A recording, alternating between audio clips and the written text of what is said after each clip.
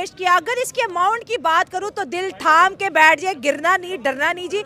हम बात कर रहे हैं 50 लाख करोड़ इंडियन रुपीस का ये जो है यूनियन बजट पेश 26 का बजट अनाउंस कर दिया है, जिसने पूरी दुनिया को हैरान और परेशान कर दिया है।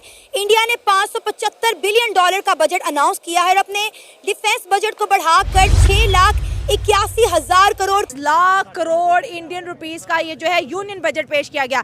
लेकिन ट्विस्ट क्या हुआ है? ट्विस्ट ये हुआ है कि इंडिया ने इस बजट में से 120 करोड़ INR दे दिया है बांग्लादेश को, और बांग्लादेश ने हंसी खुशी ये पैसा इकट्ठा कर लिया है। इंडिया के अंदर लोग इस वक्त इतने गुस्से में है कि वो बांग्लादेश जो हमें आंखें दिखा रहा है, वो बांग्लादेश जो पाकिस्तान से दोस्ती कर रहा है, वो बांग्लादेश जो अपनी आर्मी को फेब में पाकिस्तानी आर्मी से ट्रेनिंग करवाने जा रहा है, और उसी बांग्लादेश को मोदी सरकार ने 120 करोड़ रुपए बजट में से दे दिए हैं।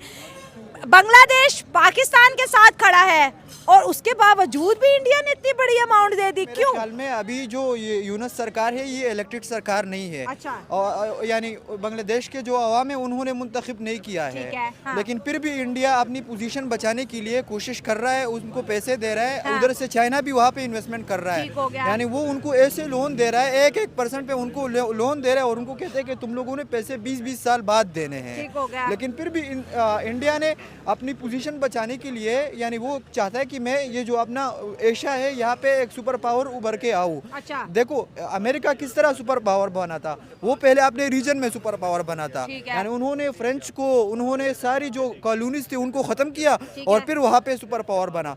उन्होंने कहा कि अगर कोई कनाडा में आएगा मैं उनसे लड़ूंगा। तो ग्लोबल साउथ का लीडर बनने के लिए इंडिया को ये करना पड़ रहा है। तो इंडिया को ये दरियादिली दिखानी पड़ रही है। जिस तरीके से इंडिया में, सॉरी बांग्लादेश में हिंदुओं पे जुल्म हो रहा है, हिंदू मंदिर जो है वो खत्म हो रहे हैं, जो जबरदस्ती कन्वर्जन हो रहा है, जो हमारे इस्लाम के खिलाफ भी है, लेकिन फिर भी हो रहा है।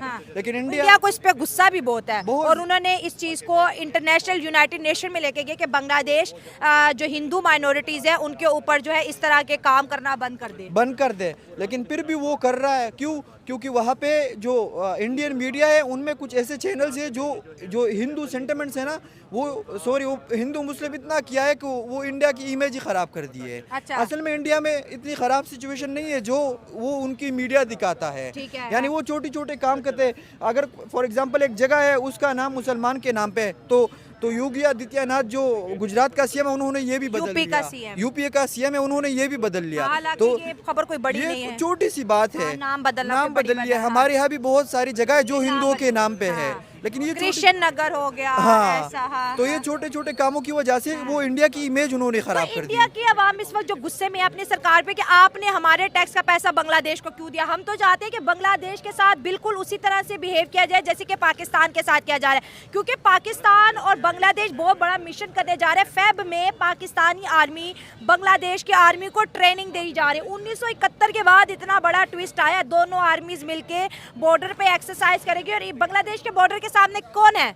इंडिया है। मैं आपको एक सिंपल सी उर्दू का मुहावरा बताऊंगा ना कि दुश्मन का दुश्मन दोस्त होता है। सही हो गया। यानी आप इंडिया और बांग्लादेश की नहीं बन रही, तो पाकिस्तान ने इससे बहुत ही अच्छी तरीके से, यानी अगर मैं एज ए पाकिस्तानी पर्सपेक्टिव से सोचूं तो उन्होंने वो मौके पे चौका मारा है। पाकिस्तान कह रहा है बांग्लादेश हमारा भाई है, हम भाई को नहीं छोड़ेंगे, ढाका को नहीं छोड़ेंगे। हाँ। उधर से चाइना भी एक चेन बना रहा है, इंडिया को घेरने की कोशिश कर रहा है। हाँ। पाकिस्तान तो है भी उनके तरफ, इधर से बांग्लादेश भी उनकी तरफ हो गया। हाँ। मालदीव से भी उनके आजकल हालात इतने अच्छे नहीं चल रहे। हाँ। अगर इंडिया ये पैसे दे रहे तो वो कहते हैं ना कि जो फॉरेन अफेयर्स होते हैं उनमें कोई भाई नहीं होता। हाँ, अपने इंटरेस्ट पे होता है। तो इंडिया अपने इंटरेस्ट के लिए खेल रहा है, इंटरेस्ट बचा रहा है, अपना एक सॉफ्ट पावर दिखा रहे। देखो बांग्लादेश डिक्लाइन पे जा रहा है, उनकी अपलिफ्ट कर लिया। हाँ, उनको अपलिफ्ट कर दिया। आप एग्री कर रहे हैं कि इंडिया ग्लोबल साउथ का अपने आप को लीडर मानता है, तो लीडर होने के नाते उसको छोटे ममालिक जो उसके बॉर्डर के साथ है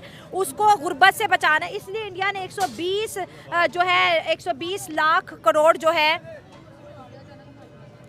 120 करोड़, इसलिए इंडिया ने जो है 120 करोड़ बांग्लादेश को दे दिया। लेकिन बांग्लादेश की आर्मी तो पाकिस्तानी आर्मी के साथ एक्सरसाइज करने वाली है।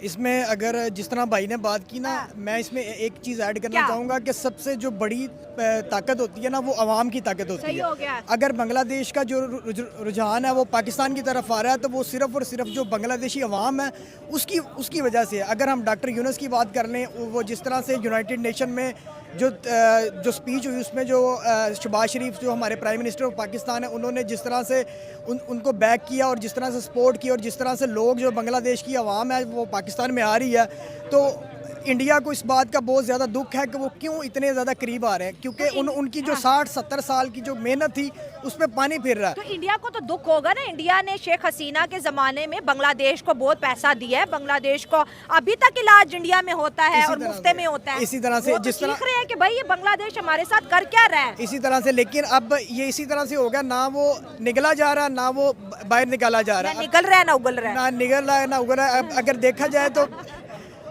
जाए तो हसीना वाजिद जो है वो उनके पास बैठी हुई है, और जब तक हसीना वाजिद जो है वो इंडिया में रहेगी, जो बांग्लादेश की आवाम है उसका गुस्सा जो है ना वो कभी भी कम नहीं हो ऐसा सकता। तो नहीं होने वाला कि ये 120 करोड़ जो इंडिया ने बांग्लादेश को इकोनॉमी के लिए दिए, हो सकता है यूनियन सरकार पाकिस्तान से शॉर्ट रेंज मिसाइल खरीद ले नहीं, और उन्हीं को ही बॉर्डर पे लगा दे। ये भी पॉसिबिलिटी हो सकता है ना। यूनियन सरकार बड़ी अग्रेसिव है और पाकिस्तान इस वक्त फुल मूड में है।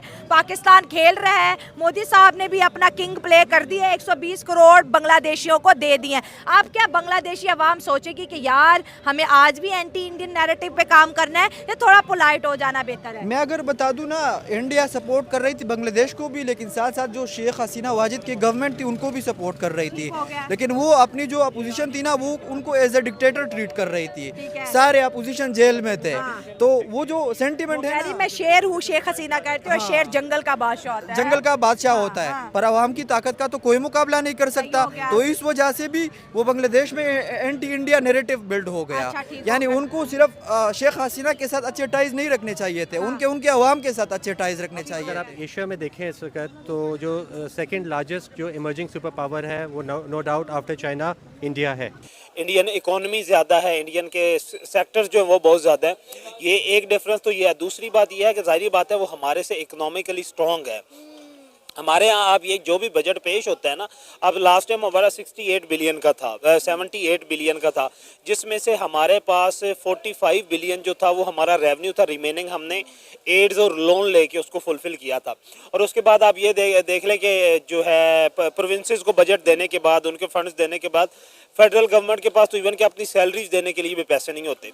इंडिया की रूटीन ये कि इंडिया एक तो IMF के चुंगल से आज़ाद है। इंडिया के पास जो भी बजट आता है ना उसका रेवेन्यू कलेक्टेड बजट होता है, उसका अपना बजट नहीं होता। इस बजट की खासियत ये थी कि उसमें उन्होंने यूनियन बजट का भी नाम दिया है इसको। अब ये यूनियन बजट क्या था कि पहले इंडिया ने ना, नरेंद्र मोदी के पहले 10 साल जो थे ना, उन्होंने इंफ्रास्ट्रक्चर पे, मैक्रो लेवल पे इकोनॉमिक एक्टिविटीज़ और पूरे मैक्रो लेवल पे इंडिया को स्ट्रॉन्ग करने के लिए इकोनॉमिकली ना उन्होंने बहुत सारे स्टेप्स लिए थे। अब वो वापस आए हैं कॉमन पब्लिक की तरफ, मिडिल क्लास की तरफ। अब आप ये देखें कि उन्होंने जो सबसे बड़ा इकदाम ये उठाया कि उन्होंने कहा कि 12,75,000 इनकम वाले लोग जो हैं वो टैक्स फ्री हैं। यानी कि उनकी सालाना इनकम अगर 12,75,000 है तो उनको टैक्स एग्जाम्पशन है। उससे बाद अगर उनका टैक्स जो सैलरी रेट जो है वो रिवाइज होता है, इनकम रेट रिवाइज होता है, तो आगे उन्होंने 20 लाख तक कहा हुआ है कि उस पर हम लोग वो भी 3% टैक्स लेंगे। अब पाकिस्तान में आप देखें कि 6 लाख तक सालाना इनकम आपकी एग्जाम्प्ट है। उससे ज़्यादा अगर आपकी इनकम होती है तो उस पर अगर 6 लाख से 12 लाख है, 5%, 12 से 24 है, तो डिफरेंस अमाउंट का 10% जो वो पे किया जाता है। सेकंड क्या उन्होंने किया, वुमेन एम्पावरमेंट के लिए उन्होंने, जारी बात है उनकी जो फाइनेंस मिनिस्टर है निर्मला जी, वो भी वुमेन है, और अब उन्होंने जो है बॉल उन्हीं की पॉकेट में डाल दिया कि आपने वुमेन के लिए आपने करना है। क्योंकि इंडिया में सब इशू यही चल रहा था कि वुमेन एम्पावरमेंट जो है ना, उन्हें ये लगता था, अपोजिशन ये कहती थी कि ये कम है, वुमेन पे आप लोग इन्वेस्टमेंट नहीं कर रहे हैं, वुमेन घरों में बेरोजगार बैठी हुई हैं, उनके पास कोई जॉब अपॉर्चुनिटी नहीं है, वो कि जो अनस्किल्ड है। अब उन्होंने क्या किया कि उन्होंने 5 लाख वुमेन को जो लोन देना शुरू किया है, 5 लाख का लोन जो है, और वो भी टोटल प्योर मेरिट बेसिस पे, जो भी उनके मेरिट की पॉलिसी होगी उस पर जो भी फुलफिल करेंगे पूरा उतरेंगी। और ये है कि न्यू बिजनेस अगर आप लोग स्टार्ट करते हैं, जो एग्जिस्टिंग बिजनेस चल रहा है उसमें तो उन्होंने 20 लाख से 50-60 लाख तक का दिया हुआ है। अगर अब ये है कि एक भी कोई इंडियन वुमेन जो है जिसकी एप्लीकेशन एक्सेप्ट होती है, अगर उसे 5 लाख रुपया जो घर बैठी हुई वुमेन उसे मिलता है, अब क्या होगा कि 5 लाख से एक अच्छा खासा बिजनेस जो वो एस्टेब्लिश किया जा सकता है छोटे लेवल पे, और वो बिजनेस जो होता है वो मंथली आपको 40 से 50 हज़ार रुपए की इनकम, रेवेन्यू नहीं, वो आपको इनकम दे सकता है, जिसको आप लोग जहाँ चाहें वहाँ पे स्पेंड कर सकते हैं। और ओवरऑल लिविंग स्टैंडर्ड जो होता है, आप ये कह लें कि जो वुमेन का डिप्रेशन था उससे वो निकलेंगी, खुद कफील जो है, जो उनकी डिपेंडेंसी थी अपने हस्बैंड पे या दूसरे फैमिली मेम्बर्स पे, वो खत्म होगी और वो खुद डिपेंडेंट होगी। अब क्या होगा कि इसी डिपेंडेंसी से क्या होगा, ओवरऑल अब परचेजिंग पावर बढ़ेगी पूरी इंडियन इकोनॉमी की। जैसे परचेजिंग पावर बढ़ेगी, जो चीज़ें खरीदेंगे वही जिस मार्केट से, जिस इंडस्ट्री से आ रही हैं वहाँ पे उसकी डिमांड बढ़ेगी। अब उस डिमांड को फुलफिल करने के लिए वही इंडस्ट्रीज, वही फैक्ट्रीज जो है, वही सेक्टर न्यू हायरिंग करेंगे। अब वही न्यू हायरिंग जो है जब वो दोबारा आएगी, उनको वो सैलरीज देंगे, उनका लेवल ऑफ इनकम जो इंक्रीज होगा। तो उन्होंने एक बेहतरीन सा सर्कल बना दिया है जिसमें वेल्थ क्रिएशन जो डे बाय डे जो होती सर, रहेगी। आप क्या कहना चाहेंगे, इस दफा इंडिया ने अपने बजट में जो है डिफेंस बजट को बहुत ज्यादा बढ़ा दिया, 6,81,000 करोड़ का बजट अनाउंस किया इंडिया ने अपने डिफेंस का। जी, हम जो है ना कॉन्स्टेंटली अपने बजट को डिक्रीज कर रहे हैं, वो कॉन्स्टेंटली जो है ना अपने बढ़ा रहे हैं। जिस तरह भाई ने कहा है कि उन्होंने जो है ना कुछ ऐसे स्टेप्स लिए हैं कि उनकी इकोनॉमी जो है ना स्ट्रांग हो रही है। एक तो उन्होंने मैक्रो लेवल पे काम शुरू किया है, और दूसरा जो है ना मेन जो है ना IMF के चुंगल से निकल गए हैं। हम जो है ना उसी सर्कल में घूम रहे हैं। IMF के जो भी पैसा होता है जो हम इंटरेस्ट में पे कर रहे होते हैं। तो दूसरी बात भाई ने की कि वोमेन एम्पावरमेंट, वो भी एक अच्छा स्टेप है कि वोमेन जो है ना उनको एक मौका मिलता है, वो अपनी जो डिपेंडेंसी है वो उनको डिक्रीज कर सकती हैं। तो ये वाली चीज़ें होती हैं जो मतलब पाकिस्तान में वो नहीं हो रही। सर, आप देखें ना कि हमारे पास हमारे कौमी खजाने में क्या पड़ा हुआ है, गिन के जो है 3 से 4 अरब डॉलर, वो भी हमने UAE से मांगे हुए हैं, सऊदी अरेबिया से मांगे हुए हैं। हमारे पास अपना कुछ भी नहीं है। अगर हम IMF से कर्जा ना लेते, दूसरे मुल्क हमारी मदद ना करते, तो हम तो कब का डिफॉल्ट हो गए होते। बिल्कुल ऐसे ही बात है। फॉरेन रिजर्व जो होते हैं ना, वो भी किसी भी इकोनॉमी के लिए रीढ़ की हड्डी होते हैं। अब अनफॉर्चुनेटली हमारे फॉरेन रिजर्व जो हैं, अगर मैं गलत नहीं हूँ तो सुनने में जो आ रहा है कि वो 7 से 21 दिन के फॉरेन रिजर्व्स हैं हमारे पास, अपने ज़ाती जो हैं। चलो बाहर से हमने जो पैसा लेके रखा वो कल को है तो पराया ही है ना, वो जब चाहें ले, और उस पैसे पे हमें ब्लैकमेल भी कर सकते हैं। और आप इंडिया के पास देख लें, इंडिया के पास कम से कम जो है वो 3 से 3.5 साल तक के फॉरेन रिजर्व मौजूद हैं, कि वो अगर कहीं से उनके पास नहीं भी आते तो वो अपनी इंपोर्ट जो है उन फॉरेन रिजर्व से, उनके पास अगर बाहर से फॉरेन करेंसी नहीं भी आती, डॉलर नहीं भी आते, तो उस करेंसी को इस्तेमाल करके वो 3 साल तक सर्वाइव कर सकते हैं। तो ये बहुत बड़ा गैप है। अब ये देखें ना, जिस तरह बात करते हैं मोदी की कि उसने पहले 10 सालों में जो है उसने कॉमन पब्लिक को कुछ नहीं दिया, तो उसने ये कहा कि उसने अपने फॉरेन रिजर्व, उन्होंने इंडियन इकोनॉमी मैक्रो लेवल पे जो है उसको इंक्रीज किया है।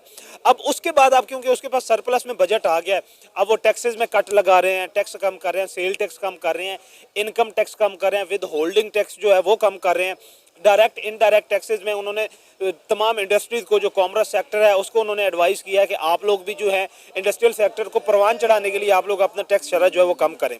अगर यही मामला जो हैं, और दूसरा फिर उन्होंने कहा कि हम इकोनॉमिकली मुकाबला करेंगे पाकिस्तान के साथ।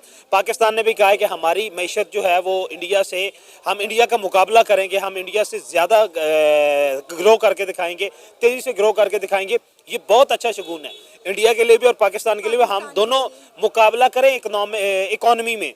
बेशक पाकिस्तान इंडिया को इकोनॉमी में नीचा दिखाता है तो पाकिस्तानी अवाम का फ़ायदा है, अगर इंडिया पाकिस्तान को इकोनॉमी में नीचा दिखाता है तो इंडियन अवाम का फ़ायदा है।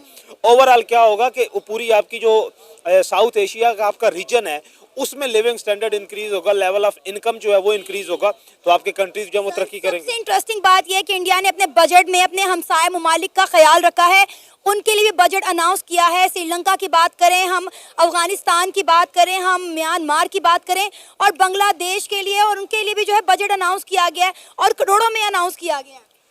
जी, इसी तरह है, अपने हमसायों के लिए वो जो है ना कुछ करता रहता है, क्योंकि उसकी स्टेबिलिटी के लिए ना वो ज़रूरी हो जाता है। तो ये जो है ना पाकिस्तान को भी देखना चाहिए कि जो है ना।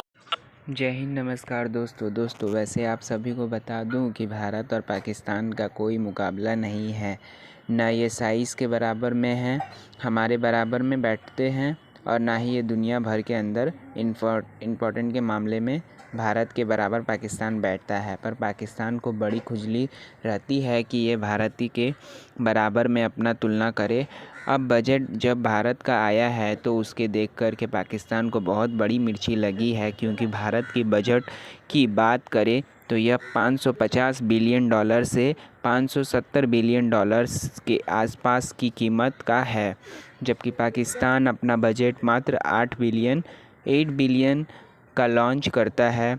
अब आप सभी को बता दूं कि जो भी भारत की इकोनॉमी है वो 4 ट्रिलियन डॉलर की है और पाकिस्तान की इकोनॉमी 348 बिलियन डॉलर की है। यानी भारत के सामने पाकिस्तान की कोई औकात नहीं है, परंतु फिर भी पाकिस्तानी मीडिया आकर भारत और पाकिस्तान की तुलना करने बैठ जाती है। इनको हर क्षेत्र में भारत की तुलना करनी है, भारत के साथ कदम से कदम मिलाकर चलना है।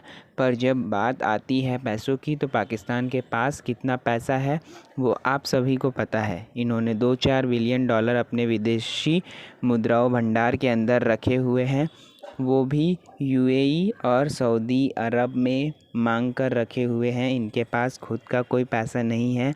अब यदि वर्ल्ड बैंक 20 बिलियन डॉलर इनको ना देता तो यह बैंक करप्ट डॉलर का इनमें रखा है, परंतु फिर भी यह बात करेंगे भारत के साथ बराबरी करने की।